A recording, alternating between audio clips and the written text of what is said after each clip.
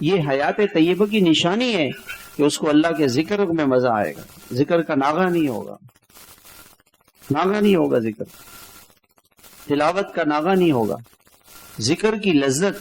حضرت سفیان ثوری رحمت اللہ علیہ فرماتے ہیں جب ہم رات کو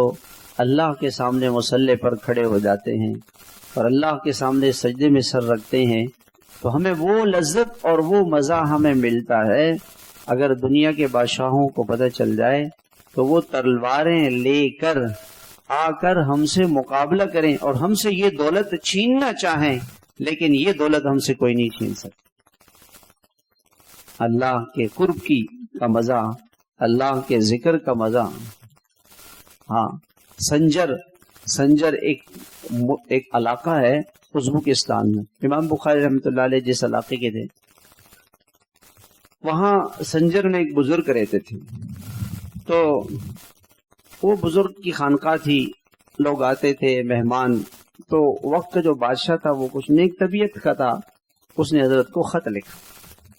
تو حضرت آپ کے اوپر فاقے رہتے ہیں، مہمان آتے ہیں، اتنے مہمان ہیں اور آپ پریشان رہتے ہیں، تو جو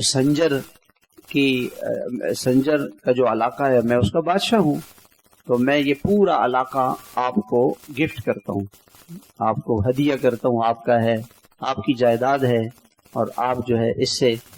کھیتی باڑی کریں اور اس سے زمین میں بوئیں اور اس سے جو نفع ہے وہ آپ کو ملے گا، مہمانوں کو کھلائیں تاکہ آپ پرسکون ہو جائیں۔ تو حضرت فرمانے لگے کہ اللہ تعالیٰ نے کہ میرا دل سیاہ ہو جائے، کالا ہو جائے، اگر میں تیری پوری حکومت کو 2 جو کے دانوں کے بدلے خریدوں، اور اللہ نے جو مجھے رات میں اپنے سامنے سجدوں میں، نماز میں، ذکر میں جو لذت دی ہے، وہ لذت کا اگر تجھے پتہ چل جائے نا تو تو کہتا کہ تو پریشان ہے،